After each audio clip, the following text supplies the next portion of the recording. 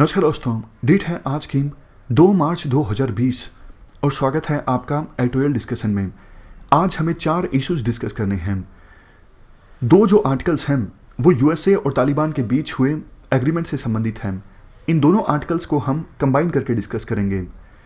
Next article हम discuss करेंगे tribunals की इंडिपेंडेंस से संबंधित, और सबसे लास्ट में हम ग्लोबल इकोनॉमिक सिचुएशन किस प्रकार से प्रभावित हुई हैं कोरोना वायरस के आउटब्रेक की वजह से, ये इशू भी डिस्कस करेंगे। चलिए डिस्कशन स्टार्ट करते हैं। सबसे पहले इंपॉर्टेंट आर्टिकल यूएसए और तालिबान के बीच साइन हुई पीस डील से संबंधित है। आप जीएस पेपर 2 के इस टॉपिक से आर्टिकल को रिलेट कर सकते हो। देखो, अफगानिस्तान में यूएसए के द्वारा इंटरवेंशन किया गया था 2001 में 9/11 अटैक के बाद। जब यूएसए ने अफगानिस्तान में इंटरवेंशन किया था तो यूएसए के द्वारा ये बोला गया था कि हम अफगानिस्तान में तालिबान को सत्ता से बेदखल कर देंगे और ये इंश्योर करेंगे अफगानिस्तान को रीबिल्ड किया जाए, डेवलप किया जाए और वहाँ पर एक स्टेबल गवर्नमेंट इस्टेब्लिश की जाए। तो ऑलमोस्ट 19 साल पूरे हो चुके हैं जब यूएसए ने अफगानिस्तान में इंटरवेंशन किया था। क्या यूएसए अपने उस ऑब्जेक्टिव में सफल हो पाया? इसका आंसर है नहीं। पिछले 19 सालों में यूएसए ऑलमोस्ट $2 ट्रिलियन अफगान वार पर खर्च कर चुका है। 3500 के आसपास यूएसए और यूएसए के जो अलाइ कंट्रीज हैं जिन्होंने अपनी फोर्सेस अफगानिस्तान में भेजी थी, इन सब देशों के 3500 के आसपास सोल्जर्स ने अपनी जान गंवा दी अफगान वार में। नतीजा क्या निकला? देखो, तालिबान को पूरी तरह से हराना तो दूर, आज सिचुएशन ये है कि तालिबान पिछले 19 सालों में सबसे स्ट्रॉन्ग पोजीशन में है। 2016 के इलेक्शन से पहले यूएसए के राष्ट्रपति ट्रंप ने ये वादा किया था कि हम अफगानिस्तान से अपनी फोर्सेस को वापस लेके आएंगे, क्योंकि अफगान वार जो है अभी देखो यूएसए में हाईली अनपॉपुलर हो गया है, क्योंकि यूएसए ने इतनी ज़्यादा कॉस्ट चुकाई है अफगान वार में, फिर भी रिजल्ट नहीं निकल रहा है। इस वजह से ये जो युद्ध है बहुत ज़्यादा अनपॉपुलर है यूएसए में। इसीलिए ट्रंप ने ये वादा किया था और लोगों ने इस वादे के नाम पे बहुत ज़्यादा वोट भी दिए थे ट्रंप को। तो फिर से यूएसए में इलेक्शंस होने वाले हैं इस साल के अंत में।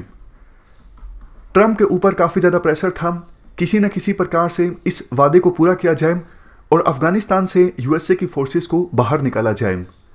तो इसी वजह से 2001 में यूएसए ने जो ये सारी चीज़ें कही थी, हम अफगानिस्तान को रीबिल्ड करेंगे, हम तालिबान को पूरी तरह से हरा देंगे, वो सब बातों को यूएसए भूल गया और यूएसए का एक ही लक्ष्य रह गया कि अफगानिस्तान से यूएसए की फोर्सेस को बाहर निकाला जाए एक फेस सेविंग सिचुएशन में। इस वजह से यूएसए ने अभी तालिबान के साथ एक पीस डील साइन की है। इस पीस डील के साइन होने के लिए शर्त ये रखी गई थी कि तालिबान अफगानिस्तान में 7 दिनों तक वायलेंस में कमी लाएगा और उसके बाद ही ये पीस डील साइन होगी। तो तालिबान ने 7 दिनों तक अफगानिस्तान में कम वायलेंस किया और उसके बाद अब यूएसए और तालिबान के बीच पीस डील साइन हो गई है।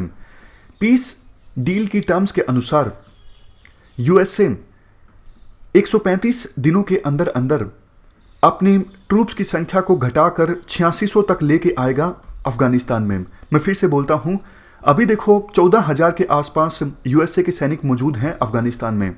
तो यूएसए को 135 दिनों के अंदर अंदर अपनी ट्रूप्स की संख्या को घटा के 8600 करना है और इसके बाद फेज वाइज मैनर में सारी की सारी फोर्सेस को लेकर जाना है अफगानिस्तान से। और तालिबान क्या करेगा बदले में? तालिबान देखो किसी भी सूरत में अफगानिस्तान की धरती को इस्तेमाल नहीं होने देगा यूएसए और अलाइ कंट्रीज के इंटरेस्ट के अगेंस्ट। जैसे 2001 से पहले अल-कायदा समेत दूसरे आतंकी संगठन को सह दी जाती थी तालिबान के द्वारा और वो अफगानिस्तान की धरती का इस्तेमाल करते थे यूएसए समेत दूसरे कंट्रीज के ऊपर अटैक करने के लिए। इसी वजह से यूएसए के ऊपर अटैक हुआ था 9/11 को। उस अटैक में भी अफगानिस्तान की धरती का इस्तेमाल किया गया था अटैक की प्रिपरेशन के लिए। तो तालिबान ने कहा है आगे से हम अल-कायदा समेत दूसरे जो आतंकी संगठन हैं उनको अफगानिस्तान की धरती का इस्तेमाल नहीं करने देंगे यूएसए और यूएसए के अलाइ कंट्रीज के ऊपर अटैक करने के लिए। दूसरी बात तालिबान ने ये मानी है कि हम अफगान गवर्नमेंट के साथ बातचीत स्टार्ट करेंगे अफगानिस्तान में पीस इस्टाब्लिश करने के लिए। तो इन मेन 2 शर्तों पर तालिबान राजी हुआ है यूएसए के साथ पीस डील साइन करने के लिए। इसके बाद राइटर के द्वारा इस पीस डील को क्रिटिसाइज करने के लिए काफ़ी सारे पॉइंट्स दिए जाते हैं। एक एक करके उन पॉइंट्स को हम डिस्कस करते हैं। सबसे पहला पॉइंट, देखो तालिबान ने यह शर्त रखी थी कि अफगानिस्तान की गवर्नमेंट इस पीस डील में पार्टी नहीं होगी। तालिबान का यह मानना है जो अफगानिस्तान की सरकार है ये लेजिटमेट नहीं है, ये अफगानिस्तान को रिप्रेजेंट नहीं करती है। तो इस वजह से यूएसए ने तालिबान की बात को मान लिया और अफगानिस्तान की जो सरकार है वो पार्टी नहीं है इस पीस डील में। अब देखो हैरानी वाली बात यह है, पिछले 19 सालों में यूएसए के द्वारा जिस अफगान गवर्नमेंट का समर्थन किया जा रहा था उस गवर्नमेंट को पूरी तरह से इग्नोर कर दिया गया यूएसए के द्वारा इस पीस डील में। समझ गए, अफगानिस्तान की सरकार को कोई तवज्जो ही नहीं दी गई। अब देखो जैसे ही यूएसए की फोर्सेस अफगानिस्तान छोड़ के चली जाएंगी, अफगानिस्तान की सरकार के साथ बातचीत स्टार्ट करेगा तालिबान।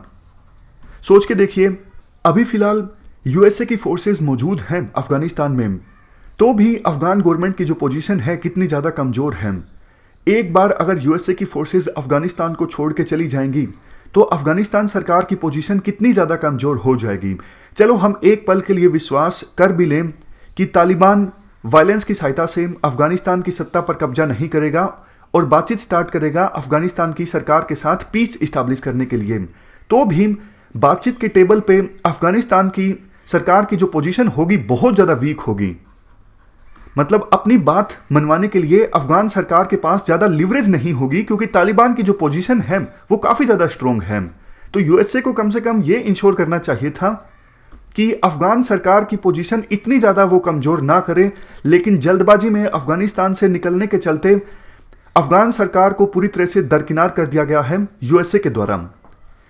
नेक्स्ट पॉइंट ये बोला जाता है राइटर के द्वारा इस पीस डील को क्रिटिसाइज करने के लिए, देखो 1996 से लेके 2001 के बीच जब तालिबान अफगानिस्तान की सत्ता पर काबिज था तो उस समय तालिबान के रूल में महिलाओं से उनके अधिकार छीन लिए गए थे।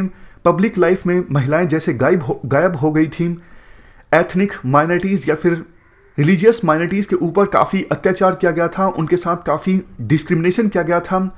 सिविल लिबर्टीज़ बहुत कम थी। ये हाल था जब तालिबान ने रूल किया था अफगानिस्तान में 1996 से लेकर 2001 के बीच। तो देखो यूएसए ने जब पीस डील साइन की तालिबान के साथ, तो कम से कम यूएसए को इस शर्त पर मानना चाहिए था कि तालिबान अफगानिस्तान के संविधान को मानेगा, महिलाओं को अधिकार देगा, सिविल लिबर्टीज़ देगा, रिलीजियस और एथनिक माइनॉरिटीज़ के साथ किसी प्रकार का डिस्क्रिमिनेशन नहीं होगा। ये सारी बातें माननी चाहिए थी तालिबान को, तब जाके यूएसए पीस डील साइन करता तालिबान के साथ, लेकिन नहीं। इन सब बातों पर तालिबान को राजी किए बिना ही यूएसए ने जल्दबाजी में तालिबान के साथ पीस डील साइन कर ली है। तो अगर कल को तालिबान फिर से सत्ता में आ जाता है तो जो हाल 1996 से लेकर 2001 के बीच का था वही सिचुएशन फिर से पैदा हो सकती है। तीसरा पॉइंट राइटर के द्वारा यह दिया जाता है, देखो एक प्रोविजन इस पीस डील में यह है कि तालिबान और अफगानिस्तान की सरकार आपस में बातचीत स्टार्ट करेंगे पीस इस्टेब्लिश करने के लिए। लेकिन देखो अभी फिलहाल आप अफगानिस्तान की सिचुएशन को देखिए, ना तो अफगानिस्तान की सरकार एकजुट है और ना ही तालिबान एकजुट है। अफगान सरकार की बात करें तो हाल ही में इलेक्शन का रिजल्ट डिक्लेयर किया गया था। पिछले साल सितंबर में अफगानिस्तान में प्रेसिडेंशियल इलेक्शंस कंडक्ट हुए थे और रिजल्ट अनाउंस किया गया काफ़ी महीनों के बाद हाल ही में। रिजल्ट के अनुसार अशरफ गनी जो हैं वो इलेक्शन को जीते हैं, लेकिन जो उनके प्रतिद्वंदी थे अब्दुल्ला वो इलेक्शन हार गए हैं। बट उन्होंने आरोप लगाया कि ये जो इलेक्शन थे इसमें गड़बड़ी हुई, सही ढंग से इलेक्शन नहीं कंडक्ट हुए, इसलिए हम एक पैरेलल गवर्नमेंट इस्टेब्लिश करेंगे। तो सोच के देखिए अफगानिस्तान के जो लीडर्स हैं वो एकजुट नहीं हैं। वो क्या तो तालिबान के साथ बातचीत करेंगे, चलो मान भी लिया, यूएसए ने मना लिया अशरफ गनी को, अब्दुल्ला को कि वो एकजुट होकर तालिबान के साथ नेगोशिएशन करें। अरे भैया तालिबान भी तो एकजुट नहीं है ना। तालिबान एक प्रकार से मूवमेंट है, काफ़ी सारे ट्राइबल ग्रुप्स मिल के तालिबान की तरफ से लड़ रहे हैं। आप ये मान लीजिए ये सारा तालिबान है। अलग अलग ट्राइबल ग्रुप के जो लोग हैं वो तालिबान की तरफ से लड़ रहे हैं। तो वो ट्राइबल ग्रुप्स या फिर वो लीडर्स जो तालिबान की तरफ से लड़ रहे हैं, कोई जरूरी नहीं ना कि वो सारे इस पीस डील को मानेंगे। कुछ लीडर्स मान लेंगे, लेकिन कुछ जो ग्रुप्स हैं, ट्राइबल ग्रुप्स जो तालिबान की तरफ से लड़ रहे हैं, वो अफगानिस्तान सरकार के ऊपर अटैक करना जारी रखेंगे। तो ऐसी सिचुएशन में अफगान सरकार और तालिबान के बीच किसी प्रकार की डील इस्टेब्लिश होने की जो संभावना है बहुत ज़्यादा कम हो जाती है। नेक्स्ट पॉइंट राइटर के द्वारा यह दिया जाता है, अगर देखो अशरफ गनी किसी प्रकार की डील तालिबान के साथ साइन करने में कामयाब हो जाते हैं, तो फिर अब्दुल्ला ये बोलेंगे कि देखो पाश्तून ने आपस में डील साइन कर ली और इससे बाकी जो एथनिक ग्रुप्स हैं अफगानिस्तान में उनको नुकसान होगा। देखो मैं आपको बता दूं कि तालिबान में ज़्यादातर जो मिलिटेंट्स हैं वो पाश्तून हैं और अशरफ गनी जो हैं वो भी पाश्तून हैं, लेकिन अब्दुल्ला जो ये इलेक्शन हार गए हैं वो ताजिक हैं। ताजिक कम्युनिटी की जो परसेंटेज है पॉपुलेशन में, अफगानिस्तान की पॉपुलेशन में, वो है 27% और पाश्तून सबसे बड़ी कम्युनिटी है अफगानिस्तान में। पाश्तून की जो पॉपुलेशन है वो है ऑलमोस्ट 42%। तो अशरफ गनी की अगर कोई डील साइन होती है तालिबान के साथ, तो पाश्तून कम्युनिटी के लोग तो इस डील को स्वीकार कर सकते हैं, लेकिन बाकी जो एथनिक कम्युनिटीज हैं अफगानिस्तान में, जैसे ताजिक जिसके लीडर हैं अब्दुल्ला या फिर हजारा, उज्बेक, ये नहीं मानेंगे उस डील को।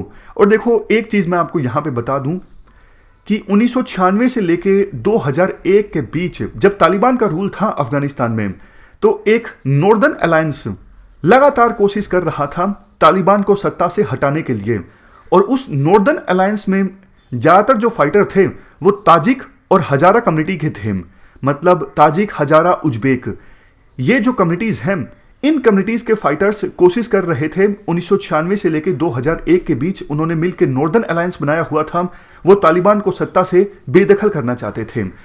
अगर तालिबान अभी सत्ता में आ जाता है या फिर तालिबान की कोई डील साइन हो जाती है अफगान सरकार के द्वारा, तो ये नॉर्दर्न अलायंस या फिर इस जैसा कोई अलायंस फिर से एक्टिव हो सकता है तालिबान के अगेंस्ट, और सिविल वार जो है वो अफगानिस्तान में चलता रहेगा। फर्क सिर्फ इतना होगा कि पहले तालिबान सत्ता में आने की कोशिश कर रहा था, अब दूसरी कम्युनिटीज के जो लोग हैं जैसे ताजिक, हजारा, उज्बेक्स, ये अलायंस बना के तालिबान को सत्ता से बेदखल करने की कोशिश करेंगे। जैसे हालात 1996 से लेकर 2001 के बीच थे, वैसे हालात फिर से पैदा हो सकते हैं। लास्ट में बात करते हैं इस पीस डील के इंडिया के लिए क्या मायने हैं। देखो निश्चित रूप से इंडिया के लिए खबर अच्छी नहीं है, क्योंकि ये विश्वास किया जाता है तालिबान जो है वो पाकिस्तान के इशारे पर काम करता है। अब यूएसए की फोर्सेस अफगानिस्तान को छोड़ के चली जाएंगी, डेफिनेटली अफगानिस्तान की राजनीति में तालिबान का जो रोल है वो बढ़ेगा। या तो पूरी तरह से तालिबान का कब्जा इस्टेब्लिश हो जाएगा अफगानिस्तान की सत्ता पर।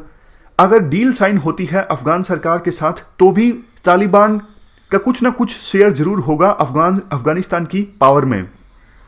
तो ये सिचुएशन इंडिया के लिए बिल्कुल भी अच्छी नहीं है। इंडिया अफगानिस्तान में $3 बिलियन से ऊपर की इन्वेस्टमेंट कर चुका है। अफगानिस्तान में स्टेबिलिटी इंडिया के हित में है, और अफगानिस्तान सरकार इंडिया के लिए स्ट्रेटेजिक एसेट है पाकिस्तान के अगेंस्ट। तालिबान का कोई भी शेयर अफगानिस्तान की पावर में इंडिया के हित में नहीं है, तो इंडिया के लोगों को खुश नहीं होना चाहिए इस पीस डील से। ये हमने पूरा आर्टिकल डिस्कस किया यूएसए और तालिबान के बीच साइन हुई पीस डील से संबंधित। चलते हैं आगे। नेक्स्ट आर्टिकल ट्रिब्यूनल्स की इंडिपेंडेंस से संबंधित है। आप जीएस पेपर 2 के इस टॉपिक से आर्टिकल को रिलेट कर सकते हो। 2010 में मद्रास बार एसोसिएशन केस में सुप्रीम कोर्ट की कॉन्स्टिट्यूशनल बेंच ने जो वर्डिक्ट दिया था उसमें कहा गया था, देखो जो ट्रिब्यूनल्स होते हैं उनमें मेंबर्स का टेन्योर 3 साल से ज़्यादा होना चाहिए। 3 साल का टेन्योर, 3 साल का कार्यकाल वेरियस ट्रिब्यूनल्स के मेंबर्स के लिए काफ़ी ज़्यादा कम है, क्योंकि देखो 2 साल में तो वो एक्सपर्टीज़ हासिल करते हैं, और उसके बाद 3 साल के बाद अगर उन्हें रिटायर होने के लिए बोल दिया जाता है तो उनकी एक्सपर्टीज़ का ठीक से इस्तेमाल नहीं हो पाता। इसलिए 5 से 7 साल तक का कार्यकाल होना चाहिए वेरियस ट्रिब्यूनल्स के मेंबर्स का, ताकि उनकी एक्सपर्टीज़ का अच्छे से इस्तेमाल किया जा सके।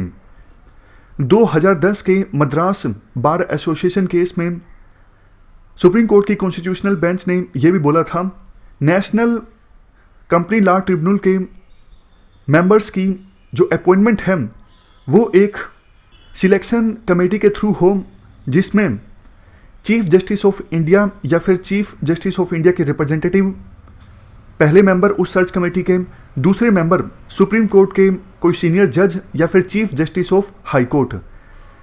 इसके अलावा 2 और मेंबर्स जो हों उस कमेटी में, वो देखो एक मिनिस्ट्री ऑफ फाइनेंस के सेक्रेटरी और दूसरे ministry of law and justice के सेक्रेटरी। समझ गए? मैं फिर से बोलता हूँ, मद्रास बार एसोसिएशन ये 2010 का केस था। इसमें सुप्रीम कोर्ट की कॉन्स्टिट्यूशनल बेंच ने कहा था कि देखो नेशनल कंपनी लॉ ट्रिब्यूनल के मेंबर्स की जो अपॉइंटमेंट है वो एक सिलेक्शन कमेटी के थ्रू हो, और सिलेक्शन कमेटी में 4 मेंबर्स हों। पहले मेंबर सीजीआई या फिर सीजीआई के रिप्रेजेंटेटिव, दूसरे मेंबर सुप्रीम कोर्ट के सीनियर जज या फिर chief justice of high court, तीसरे मेंबर फाइनेंस मिनिस्ट्री के सेक्रेटरी, चौथे member ministry of law and justice के सेक्रेटरी। वैसे तो देखो ये जो बात बोली गई थी, ये बोली गई थी नेशनल कंपनी लॉ ट्रिब्यूनल के मेंबर्स की अपॉइंटमेंट के लिए, बट देखो ये बात दूसरे ट्रिब्यूनल के मेंबर्स पर भी लागू होती है कि दूसरे ट्रिब्यूनल के मेंबर्स की जो अपॉइंटमेंट है वो कैसे होगी। इसके बाद 2017 में एक एक्ट आया, फाइनेंस एक्ट 2017।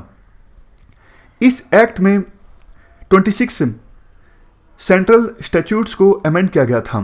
इन अमेंडमेंट्स के थ्रू बहुत सारी पावर्स सेंट्रल गवर्नमेंट को दे दी गई थी, जैसे 19 ट्रिब्यूनल्स में मेंबर्स के लिए एलिजिबिलिटी क्राइटेरिया क्या होगा, सिलेक्शन प्रोसेस कैसे होगी, उनको रिमूव कैसे किया जा सकता है, उनकी सैलरीज, उनकी टेन्योर, दूसरी सर्विस कंडीशंस, ये सब डिसाइड करने की जो पावर्स हैं वो सेंट्रल गवर्नमेंट को दे दी गई थी इस फाइनेंस एक्ट 2017 के थ्रू। लेकिन इस एक्ट को चैलेंज किया गया सुप्रीम कोर्ट में।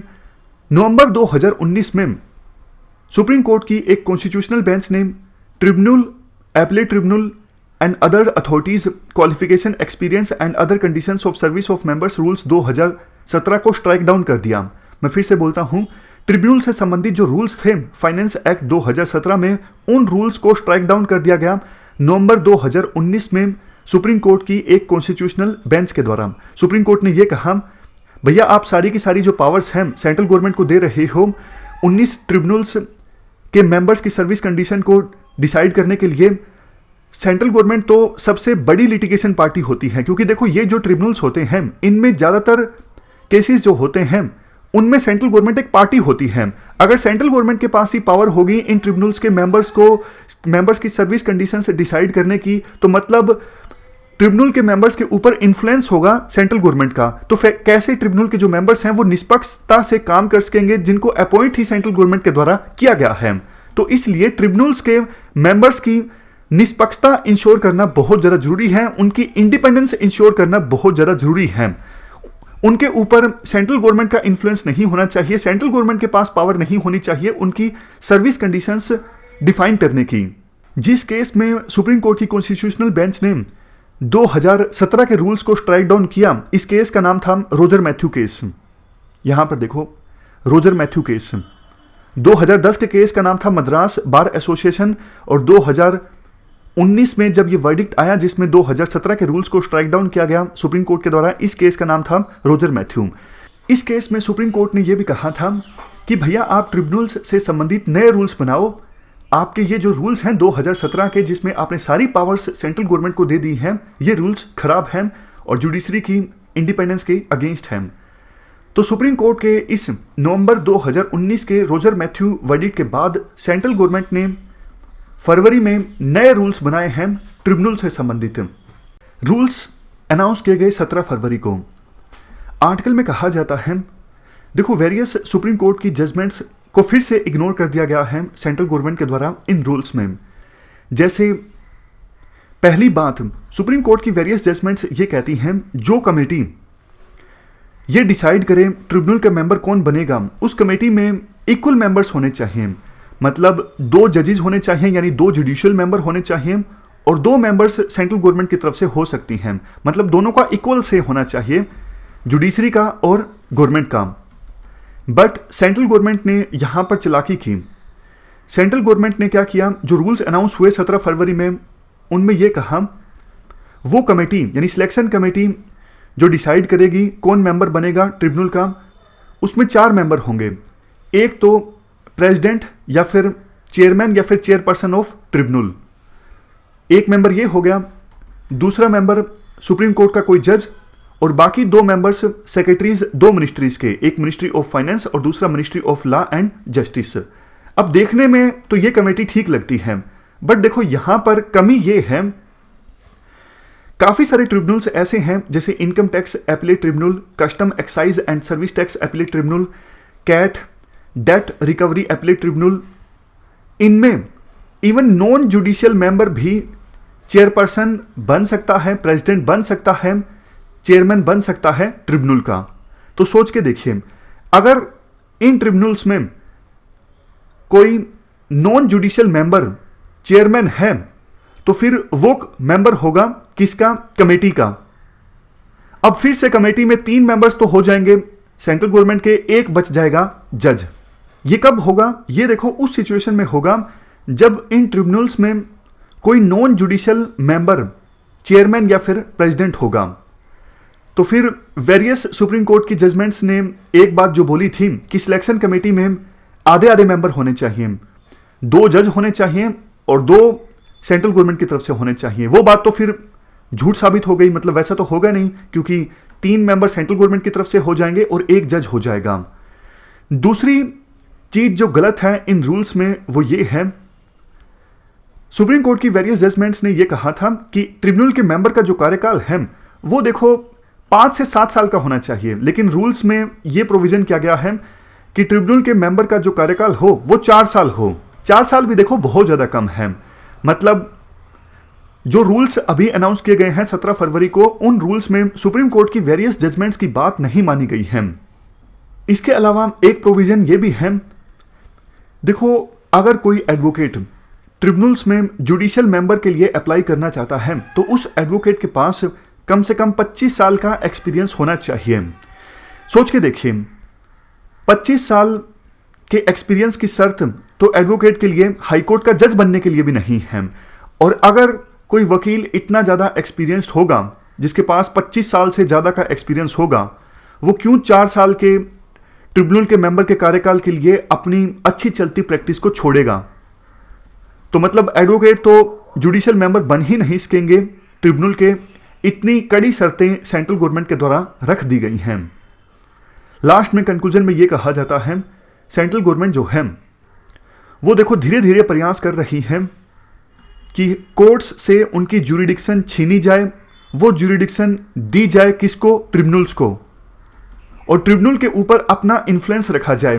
कैसे, इन्हीं के थ्रू सिलेक्शन कमेटी में सेंट्रल गवर्नमेंट का होल्ड होगा तो सेंट्रल गवर्नमेंट अपने बंदों को भेज सकेगी ट्रिब्यूनल्स में, जो सेंट्रल गवर्नमेंट की बात मानेंगे, सेंट्रल गवर्नमेंट के पक्ष में फैसला देंगे। ये देखो फिर जुडिशरी की इंडिपेंडेंस के अगेंस्ट है, ऐसा नहीं होना चाहिए। तो आवश्यकता ये है कि सुप्रीम कोर्ट 17 फरवरी को अनाउंस किए गए रूल्स को गंभीरता से ले, अदरवाइज सेंट्रल गवर्नमेंट आगे भी इसी प्रकार से कोर्ट्स की ज्यूरिडिक्शन को छीनती रहेगी, ट्रिब्यूनल्स को देती रहेगी और ट्रिब्यूनल्स के ऊपर अपना इन्फ्लुएंस बरकरार रखेगी और ट्रिब्यूनल्स को मजबूर करेगी डायरेक्टली इनडायरेक्टली अपने पक्ष में फैसला देने के लिए। इससे ट्रिब्यूनल्स में जो विश्वास है वो और ज़्यादा कम होगा।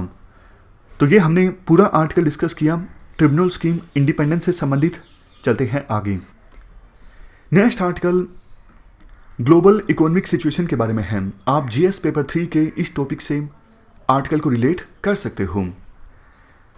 आर्टिकल में कहा जाता है, देखो ग्लोबल इकोनॉमिक सिचुएशन पहले ही बहुत ज़्यादा अच्छी नहीं थी। यूएसए और चाइना के बीच हुए ट्रेड वार की वजह से ग्लोबल सप्लाई चेन्स बुरी तरह से प्रभावित हुई थी। इस वजह से ग्लोबल इकोनॉमिक ग्रोथ रेट कम हो गई थी। ऐसी सिचुएशन में नोवल कोरोना वायरस का इन्फेक्शन जो पहले चाइना में और अब वर्ल्ड के दूसरे हिस्सों में फैला, इससे ग्लोबल इकोनॉमिक सिचुएशन पर और भी ज़्यादा बुरा प्रभाव पड़ रहा है। नोवल कोरोना वायरस की इन्फेक्शन की वजह से ना सिर्फ चाइना की इकोनॉमी पे बहुत ज़्यादा बुरा प्रभाव पड़ा है, ग्लोबल सप्लाई चेन्स बुरी तरह से प्रभावित हुई हैं, और जो ग्लोबल इकोनॉमिक इंजन है यूएसए की इकोनॉमी पर भी बहुत ज़्यादा बुरा प्रभाव पड़ा है। देखो कैसे नोवल कोरोना वायरस के इन्फेक्शन की वजह से ग्लोबल इकोनॉमी पर प्रभाव पड़ रहा है, मैं आपको एग्जाम्पल की सहायता से बताता हूँ। देखो चाइना की बहुत सारी मार्केट्स कई दिनों तक बंद रही इस कोरोना वायरस के इन्फेक्शन की वजह से। जैसे वुहान सिटी तो पूरी तरह से बंद कर दी गई। पहले बहुत सारे लोग चाइना की यात्रा पर जा रहे थे, लेकिन जैसे ही नोवल कोरोना वायरस का इन्फेक्शन चाइना में देखने को मिला, एकदम से दूसरे देशों से फ्लाइट्स चाइना में जाना बंद हो गई। चाइना का टूरिज्म बुरी तरह से प्रभावित हुआ और काफ़ी सारी फैक्ट्रीज चाइना की बंद हो गई बहुत दिनों तक। चाइना देखो ग्लोबल सप्लाई चेन्स में एक बहुत ही इंपॉर्टेंट और आप कह सकते हो मेन स्तंभ है, मेन पिलर है। एप्पल, एडिडास जैसी बड़ी बड़ी जो कंपनीज हैं, उनके लिए भी जो रॉ मटेरियल आता है, इनपुट आती है, वो चाइना से आती है। इसके अलावा देखो और बहुत सारी ऐसी एमएनसीज और ग्लोबल कंपनीज हैं जो मैन्युफैक्चरिंग चाइना में करती हैं। मार्केट उन कंपनीज की दुनिया भर में है, वो अपने प्रोडक्ट्स को दुनिया भर में बेचती हैं, लेकिन मैन्युफैक्चरिंग वो चाइना में करती हैं। तो ऐसी सभी कंपनीज का कामकाज जो है वो प्रभावित हुआ है चाइना में हुए नोवेल कोरोना वायरस के इन्फेक्शन की वजह से, आउटब्रेक की वजह से। तो अब देखो बहुत सारी एमएनसीज और ग्लोबल कंपनीज मैन्युफैक्चरिंग नहीं कर पाई, तो दुनिया भर में उनकी जो सेल है वो प्रभावित होगी। इसी वजह से कहा जा रहा है कि ना सिर्फ ग्लोबल सप्लाई चेन्स प्रभावित हुई हैं, बल्कि चाइना की इकोनॉमी पे बहुत ज़्यादा बुरा प्रभाव पड़ा है और यूएसए की इकोनॉमी पर भी काफ़ी ज़्यादा बुरा प्रभाव पड़ा है। इसी का नतीजा है कि पिछले कुछ दिनों में दुनिया भर की शेयर मार्केट्स में काफ़ी ज़्यादा गिरावट देखने को मिल रही है। देखो ये जो क्राइसिस हैं 2008 के फाइनेंशियल क्राइसिस से भी बड़े हो सकते हैं। क्यों? क्योंकि देखो 2008 में जब ग्लोबल रिसेशन आया था, तो उस समय यूएसए और चाइना समेत कुछ देशों ने रेट कट किया था, इकोनॉमी को स्टिमुलेट किया था। लेकिन ये जो क्राइसिस होंगे, ये रेट कट से या फिर फाइनेंशियल पैकेज से या फिर इकोनॉमी को स्टिमुलेट करने से ये क्राइसिस सोल्व नहीं होंगे, क्योंकि ये क्राइसिस हैं ग्लोबल सप्लाई चेन्स में। इन्वेस्टर्स जो अपना पैसा शेयर मार्केट से निकाल रहे हैं, उनको देखो गोल्ड में भी विश्वास नहीं रहा। गोल्ड के बारे में तो ये कहा जाता है ये एवरग्रीन एंटिटी है इन्वेस्टर्स के लिए, लेकिन शेयर मार्केट से जो इन्वेस्टर्स अपना पैसा निकाल रहे हैं, जिसकी वजह से शेयर मार्केट्स डाउन हैं, वो गवर्नमेंट के बॉन्ड्स में ज़्यादा विश्वास जता रहे हैं। जैसे यूएसए सरकार के जो बॉन्ड्स हैं उनको इन्वेस्टर्स के द्वारा खरीदा जा रहा है, क्योंकि इन्वेस्टर्स को लगता है कि यूएसए गवर्नमेंट्स के बॉन्ड खरीदना फिलहाल काफ़ी ज़्यादा सेफ है, क्योंकि ग्लोबल इकोनॉमी में रिसेशन आ सकता है। देखो ध्यान देने वाली बात यह है, आप गवर्नमेंट के बॉन्ड्स खरीदते हो तो आपको कम रिटर्न्स मिलते हैं, लेकिन आपकी इन्वेस्टमेंट सेफ रहती है। तो इन्वेस्टर्स चाहते हैं बेशक रिटर्न कम मिल जाए, लेकिन हमारी जो इन्वेस्टमेंट है वो सेफ रहे। अब देखो बात हम पर्टिकुलरली इंडिया की करें। देखो इंडिया की इकोनॉमी पहले से ही स्लो डाउन के फेज से गुजर रही थी। हाल ही में तीसरे क्वार्टर में हमारी इकोनॉमी ग्रोथ रेट रही 4.7%, जो दूसरे क्वार्टर की इकोनॉमी ग्रोथ रेट से मामूली से ज़्यादा थी। सेकेंड क्वार्टर में हमारे देश की इकोनॉमी ग्रोथ रेट थी 4.5%। तो देखो ऐसी सिचुएशन में ग्लोबल इकोनॉमिक सिचुएशन का खराब होना इंडिया के लिए बड़ा झटका होगा। वैसे तो चाइना से जो ग्लोबल सप्लाई चेन्स ओरिजिनेट होती हैं, इंडिया उन सप्लाई चेन से ज़्यादा इंटीग्रेटेड नहीं है। सरकार का यह भी कहना है अगर देखो डोमेस्टिक इंडस्ट्रीज़ के लिए रॉ मटेरियल की कमी हो जाती है, तो हम दूसरे देशों से रॉ मटेरियल को एयरलिफ्ट करेंगे, मतलब हवाई जहाज से लेकर आएंगे। मतलब कम से कम संकेत सरकार अच्छे दे रही है। इसके बाद आर्टिकल में बोला जाता है देखो ग्लोबल सप्लाई चेन्स के डिसरप्ट होने के बुरे प्रभाव से इंडिया बच भी गया, लेकिन ग्लोबल इकोनॉमिक सिचुएशन खराब होने की वजह से एक्सपोर्ट तो इंडिया का कम होगा ही होगा, क्योंकि देखो ग्लोबल इकोनॉमिक ग्रोथ रेट में स्लो डाउन होगा तो विभिन्न देशों में डिमांड कम होगी, तो हमारा एक्सपोर्ट जो है वो निश्चित तौर पर कम होगा। लेकिन एक अच्छी बात यह है कि क्रूड ऑयल के जो दाम हैं वो कम हो रहे हैं। आप इसे नोवल कोरोना वायरस का आउटब्रेक कह लीजिए या फिर दूसरे रीजन दे दीजिए, क्रूड ऑयल के दाम कम हो रहे हैं, इससे इंडिया की इकोनॉमी को फायदा होगा। तो कुल मिलाकर सरकार को सिचुएशन को क्लोजली मॉनिटर करने की आवश्यकता है ताकि इंडिया की इकोनॉमी पर किसी प्रकार का ज़्यादा बुरा प्रभाव ना पड़े ग्लोबल इकोनॉमिक सिचुएशन की वजह से। ये हमने पूरा आर्टिकल डिस्कस किया ग्लोबल इकोनॉमिक सिचुएशन के बारे में। ये थी हमारी आज की डिस्कशन। आज हमने 3 इश्यूज़ पे फोकस किया। सबसे पहले अफगानिस्तान में हुई पीस डील के बारे में, दूसरे नंबर पर ट्रिब्यूनल्स और तीसरे नंबर पर global economic situation. Thank you very much for discussion.